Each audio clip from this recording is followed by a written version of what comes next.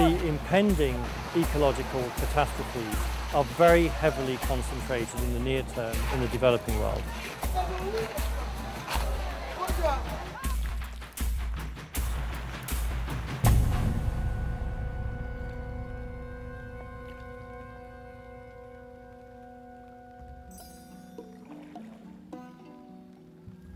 There is a very real prospect that we will see 25 to 30 million people in Bangladesh displaced over the next 50 to 60 years. What we could see on a global scale is 360 million people becoming climate change refugees.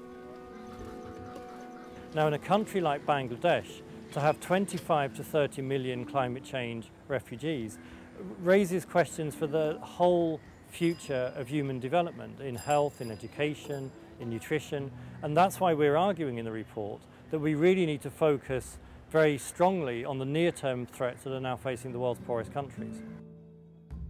What you can see here is the way in which a single flood event can really affect people's lives. Normally, in a normal year during the rainy season, the rains come, the land is inundated for about 3 weeks to 1 month, and then the water drains away. It's now been inundated for 3.5 and almost 4 months.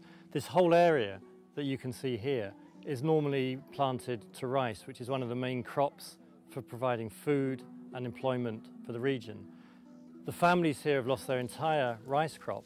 They're now concerned that the trees which have been planted over many generations here, mango trees, palm trees, will be destroyed.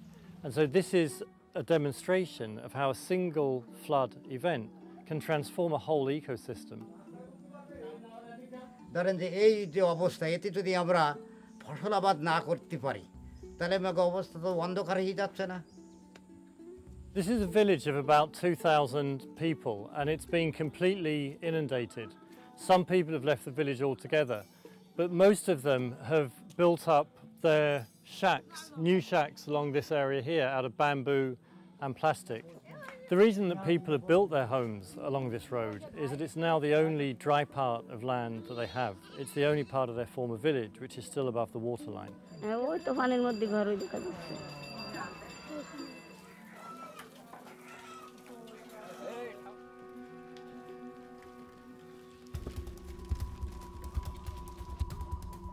The developing countries are the ones who are going to feel it first and hardest, and the sad fact is that they are not the ones primarily responsible. In fact, the least developing countries didn't contribute anything to the current climate change we have. It's extremely important to look at the scientific realities of climate change and the kinds of biophysical impacts it's going to create, and then convert that into what it really means for the lives of the poorest of the poor, because they are the ones who are really going to be affected. The world's poorest people do not have assets to fall back on. They're not protected by flood defence systems.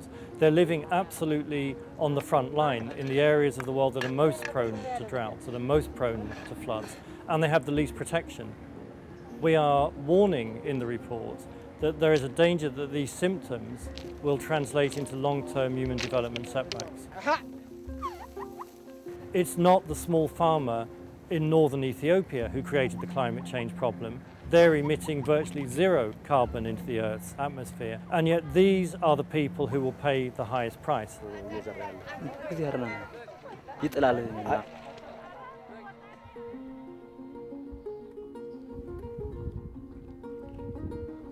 The part of the house is very light, it's from wood, and when the water is coming higher, it's automatically going to rise, and it's from a house to a boat.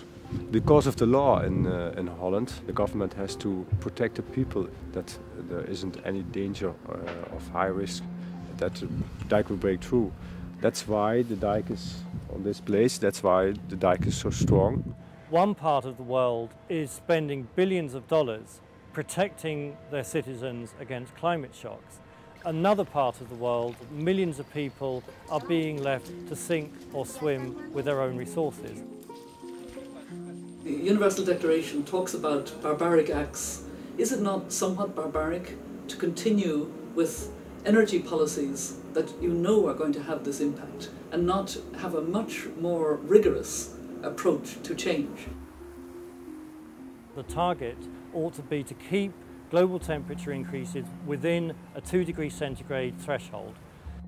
Now, in order to do that, we need to see the world's richest countries cutting their emissions by at least 80% by 2050. That is possible.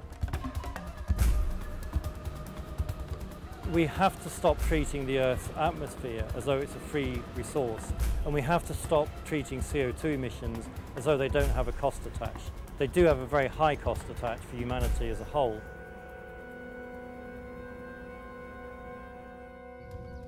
The Human Development Report is not a counsel of despair, it's a call to action, and above all, it's a call to action to the world's richest countries. And in my view, playing Russian roulette with the lives of the world's poorest people and the future of the planet is not a smart game to play.